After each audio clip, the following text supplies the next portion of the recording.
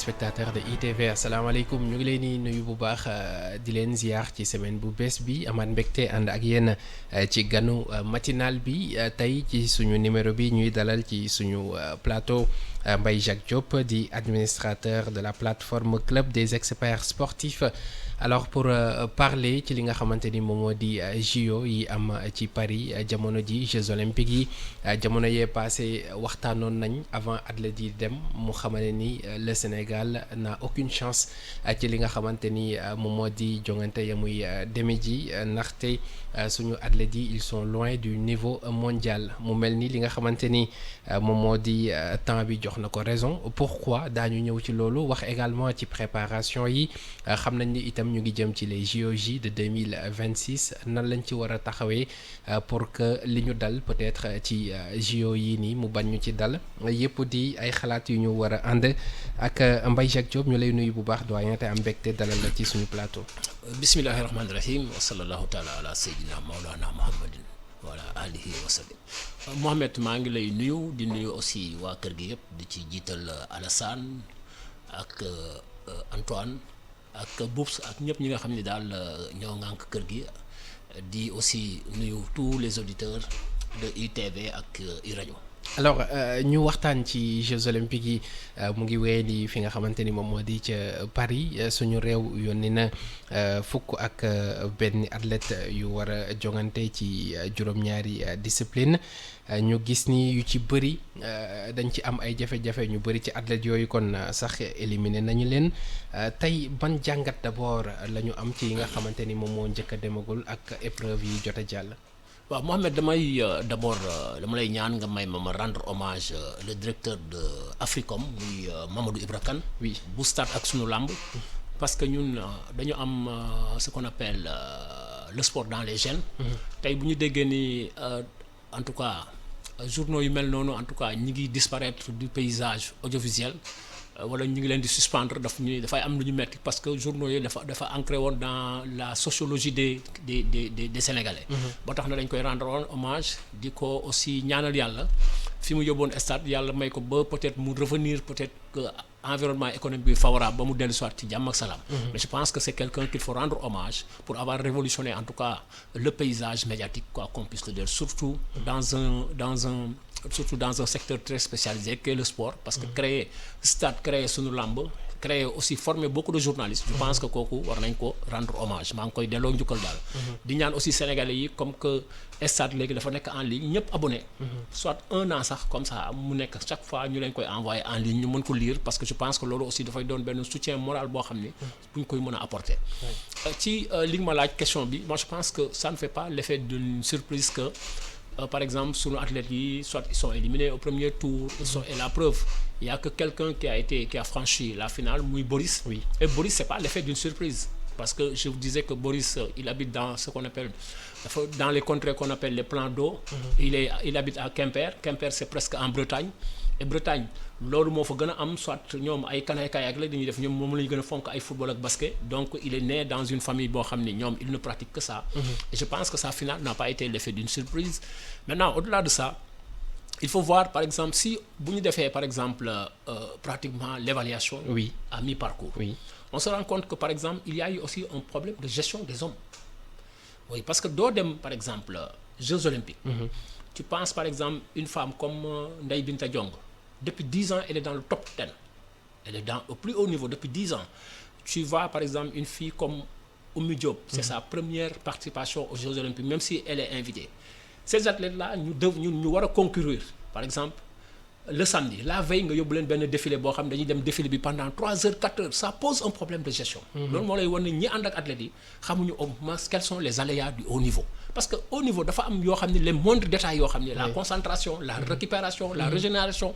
yooyu yëpp dafay influer. La preuve moi je suis sûr que Ndeye Binta. kii ko gagné Ndeye Binta ko mën. mais elle l'a battu de façon étriquée un seul point. 14-15 cela veut dire que quelque part il y a un problème. Et quand vous entendez aussi par exemple Yves Bourris dire que j'ai été perturbé dans ma concentration nit ñi ñëw ci néegam cela veut dire que quelque part ça remet en cause le problème de la gestion des hommes ñi ànd ak athlètes yi wala ñi leen yóbbu xamuñu comment il faut gérer un athlète au plus haut niveau surtout pendant les grandes compétitions. Et l'exemple de Marchand mu ngi fii nga xam ne dañ ko aménager mais absolument vous avez vu mètres dañ ko aménager. Oui. Vous avez vu aussi les Chinois li ñu def les Coréens am na ñoo xam sax dañu génn au village pour aller mieux se concentrer pour à moins que parce que il y a eu un objectif. mais kon chaque détail compte. ci li nga Non, xamante ni mooy absolument, ça c'est compétition. ce qu'on appelle les aléas du haut niveau. Parce qu'aujourd'hui, il ne s'agit pas d'accompagner un joueur pour connaître, un athlète pour comprendre quels sont les aléas du haut niveau. Il faudrait que nga dund ko xam ko wala nga koy jàng régulièrement wala ngay xool quels sont les prototypes de modèles nga xool par exemple les Anglais comment ils font nga xool par exemple les Français comment ils font nga xool par exemple les Américains les Allemands. C'est comme ça qu'il faut faire les différents prototypes de modèles nga xool ko yow nga ni ñun kat ñun war nañu roy ci ñii parce que ñii nii la ñuy def pour gagner. Loolu c'est important. Oui. Mais nga ñëw aussi ci athlètes yi. Oui. Mais bu la dara surprendre parce que par exemple suñu athlètes yi ils sont loin du haut niveau et le haut niveau c'est quoi? C'est aller se frotter avec les gens, c'est aller rencontrer par exemple de grandes sommités, discuter avec eux, voir comment ils gagnent, surtout nos entraîneurs par exemple. Quand vous voyez aujourd'hui par exemple nos athlètes, Oui. benn athlète moo ci am entraîneur am bu dëkk Sénégal bu koy entraîner muy le taekwondo avec Bokar Diop.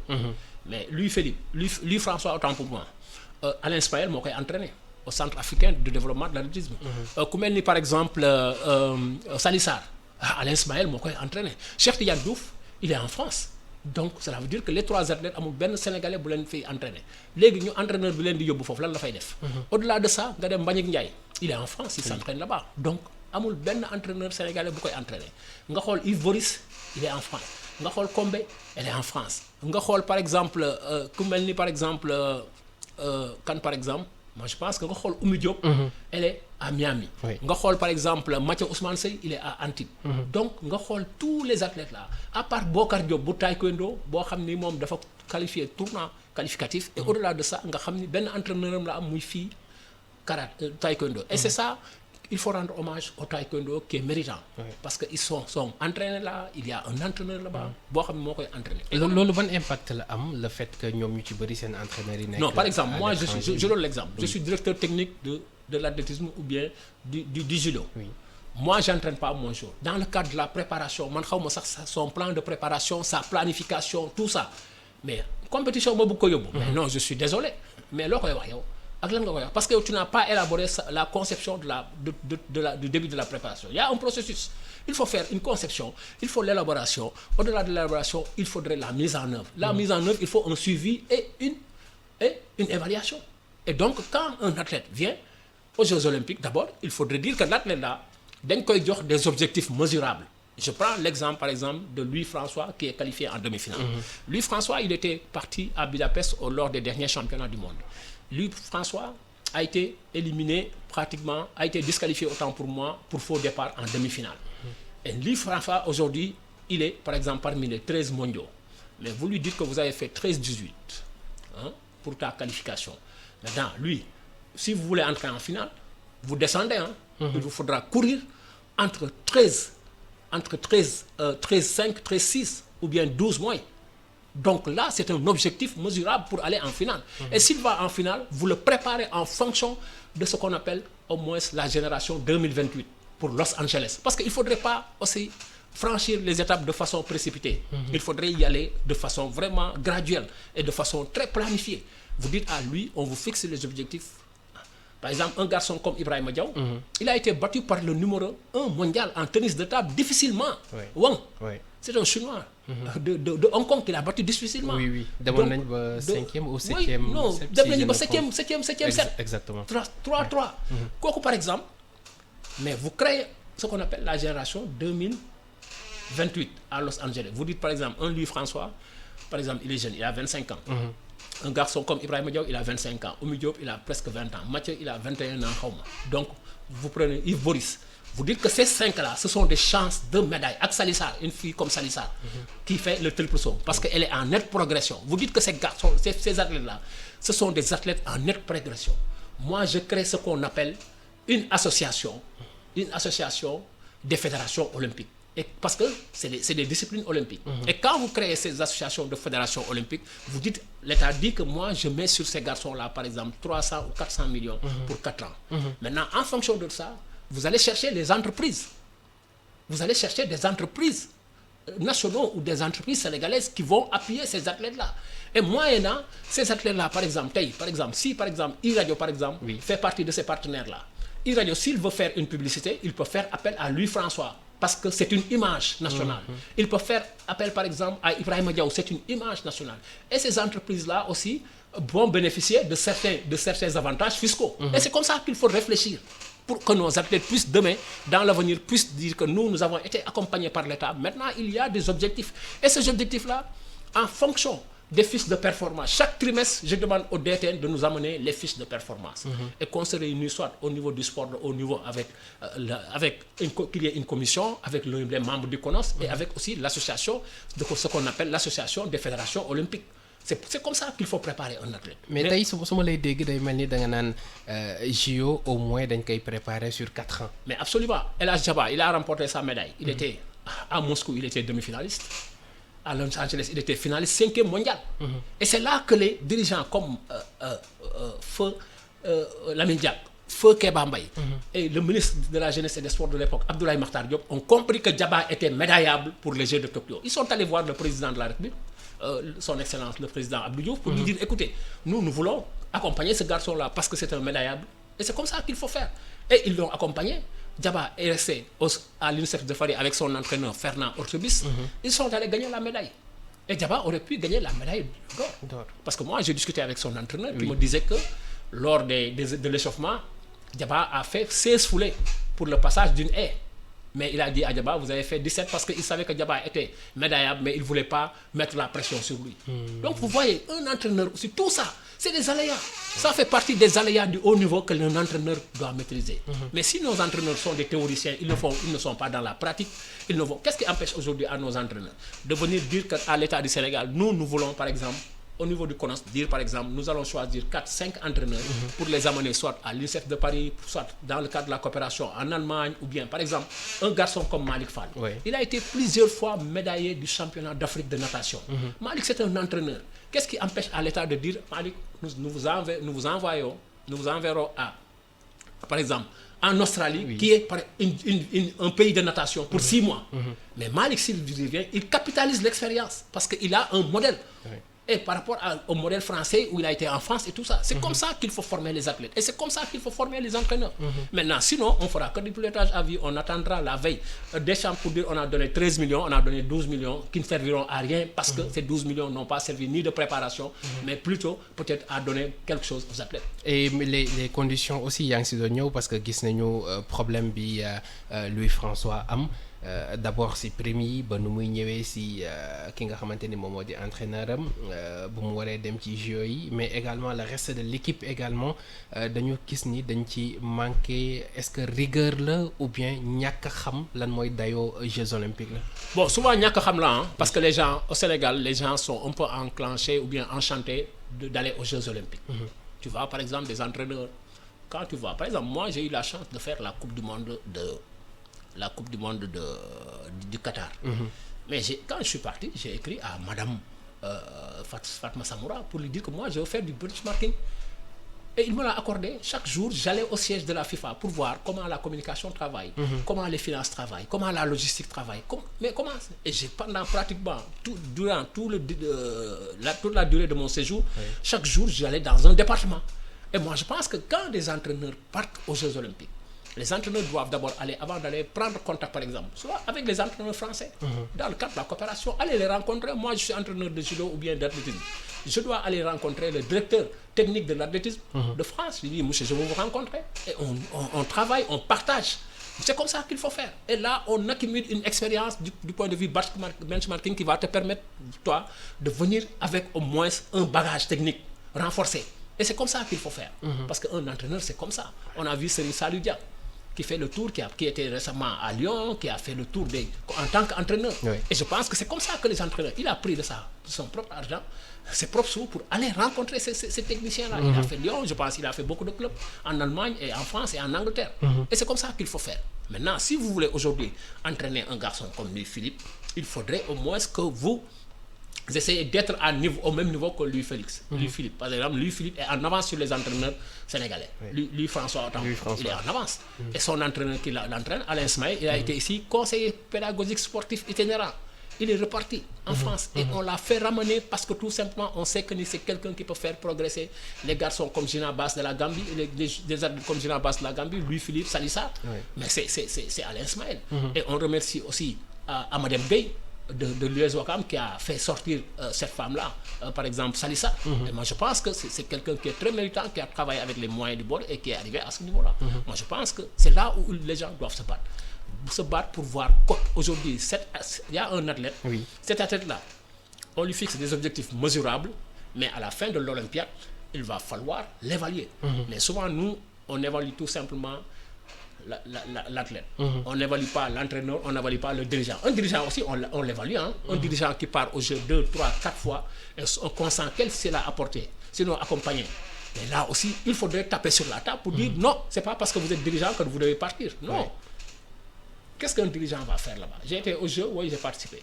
J'ai été en tourisme, j'ai visité Paris, mais vous n'avez rien apporté. Par exemple, quand vous partez en tant que dirigeant, vous dites, moi je suis président de fédération, je ferai tout pour rencontrer le président de la fédération d'athlétisme française ou bien de judo par exemple, français, ou bien le président de la fédération française, ou bien ça dépend de quel pays, par exemple, de basket, ou bien de handball, ou bien je ne sais pas, ou bien de taekwondo. C'est comme ça qu'il faut faire. Mais vous allez là-bas, vous ne rencontrez personne, vous ne nouez pas de contact. Et c'est l'occasion, parce que dans ces grands rendez-vous, c'est l'occasion pour les dirigeants de se rencontrer et de nouer des contacts. Ces contacts-là peuvent vous ouvrir des opportunités d'affaires. Et ce sont ces opportunités-là qui vous permettent, dans le cadre, par exemple, d'un partenariat, ou bien dans le cadre de la coopération, dire, par exemple, tel président, au moins, invite 3 à 4 athlètes pour faire un stage à Paris ou bien en Allemagne ou bien en Italie pour 5 mois, 3 mois. C'est comme ça qu'il faut faire. Alors ñu ngi jëm 2026 ci JOJ yi tey également sur le plan de l'organisation mais ci suñu ndaw également yi nga xamante ni war nañu si jëm ban taxawaay lañ ci mën a am bu ñu gisee ni c'est une course maintenant contre la montre. Écoutez, moi je suis un peu inquiet pour les Jeux Olympiques de 2026. Pourquoi je suis inquiet? On nous a attribué l'organisation de ces Jeux-là. Bonne année 2018. 2018 à 2024, ça fait combien d'années? Ça fait 6 ans. Ça fait 6 ans. Rien n'a été fait, rien n'a été fait. Rien. Et aujourd'hui, je demande à l'État que le ministère des Sports porte au moins le projet. Le projet, c'est quoi? C'est de mettre sur pied un projet de loi de l'organisation des Jeux Olympiques de la jeunesse 2026. Parce que sinon, nous allons échouer et nous serons la risée du monde. Il faudrait que les gens le sachent. Moi, j'appelle, en tout cas, j'en appelle au moins, en tout cas, à la clairvoyance, surtout de nos autorités, pour qu'ils comprennent que c'est un enjeu mondial. Ce n'est pas un enjeu continental ni un enjeu national. C'est un enjeu mondial. Donc, il nous faudra impérativement aller vers un projet de loi qui sera soumis sur la table du Conseil des ministres et qui sera voté à l'Assemblée nationale. On saura, par exemple, qu'il y a des parties prenantes au Sénégal et aujourd'hui c'est une affaire de concession dynamique. Ça ne doit pas être l'affaire du ministère des Sports ou bien l'affaire du Comité national olympique sportif sénégalais, mais une affaire de tout le monde. Et la génération 2026, aujourd'hui, aucune personne, vous ne pouvez pas me dire, ou bien aucun journaliste ne me peut dire que aujourd'hui voici la génération 2026. Quels sont les athlètes? Il ne s'agit pas tout simplement de participer. Parce que nos athlètes-là, nous devons les préparer en conséquence pour 2028 ou bien 2032. Et c'est ça l'objectif. Parce que vous avez vu, par exemple, il y a beaucoup d'athlètes qui ont gagné des médailles à Paris, ils étaient à Buenos Aires. C'était des jeunes qui viennent. Vous avez vu aujourd'hui, parce que le haut niveau, ce n'est plus une affaire d'enfants. Vous voyez, par exemple, des athlètes qui ont 17 ans qui gagnent. Pourtant, c'est des cadets. Mais donc, ça veut dire que le haut niveau, ce n'est pas une question d'âge, mais c'est une question surtout de comportement, c'est une question de personnalité, mais c'est une question aussi de niveau. C'est ça qu'on appelle aujourd'hui la haute performance. Le haut niveau, on n'en parle même plus, on parle maintenant de haute performance. Très bien. Et vous voyez par exemple l'INSEP, à l'INSEP de Paris, il y a au moins 5 secteurs. Il y a même un secteur qu'on appelle, un pôle qu'on appelle le pôle médaillable. C'est pour travailler comment avoir une médaille. Et nous, aujourd'hui, on organise les Jeux Olympiques de la jeunesse. On n'a même pas des centres pour accueillir nos jeunes. Les jeunes, on les regroupe où? On n'en a pas, on ne dispose pas des centres aujourd'hui. Des centres d'accueil, des centres d'entraînement, il n'y en a pas. Il n'y a pas de piste à Dakar aujourd'hui. Vous avez la seule piste à Diamniadio. Oui, vous n'avez pas de dojo. Où est-ce que les judokas vont s'entraîner? Donc, c'est des interrogations que les gens doivent se poser. Très bien. Pour dire que nous organisons, mais aujourd'hui, qu'est-ce qu'on a sous la main? À part l'administration avec le comité d'organisation des Jeux Olympiques qui est piloté par au moins l'expert Ibrahima Wade, mais au-delà de ça, il n'y a rien. Il n'y a rien. Merci Et ceux qui se réunissent souvent ne maîtrisent même pas les aléas du haut niveau, ne comprennent même pas. Vous avez vu cette année-ci, par exemple, quand vous allez aux Jeux Olympiques de la jeunesse, aux Jeux Olympiques par exemple, mais entourez-vous de toutes les garanties avec des gens d'expérience. Normalement, au niveau du sport de haut niveau, on aurait pu dire par exemple, on a 11 athlètes, on a un tableau synoptique qui nous permet d'avoir des objectifs qui sont mesurables et réalisables. Et à la fin des Jeux, les gens doivent venir pour faire une évaluation sans complaisance. L'évaluation du dirigeant, l'évaluation de l'entraîneur, l'évaluation du jour. Et c'est comme ça qu'il faut faire de l'athlète. Merci beaucoup Mbaye Jacques Diop di fàttali ne yow yaay administrateur de la plateforme club des experts sportifs ma lay jottali nuyoo professeur Mbaye Thiam mu ngi lay déglu depuis Conakry. moom sama nijaay la sama kilifa la quoi. mu ngi lay nuyu bu baax. merci beaucoup amoon nañu mbégte dalal la dëgg la temps bi gàtt na mais waxtaan bi am na solo dinañu am yeneen jotaay yu ñu ko yaatale incha allah rabbi. merci beaucoup c'était un plaisir dalal la ci ganu matinal bi jaajëfal Fatima Kandiaye moo féete woon ci xarale gi si kàddu gi Mouhamed Kandji la woon sant leen bu baax gërëm leen jox leen rendez-vous ëllëg incha allah ak beneen invité très bonne journée à tous.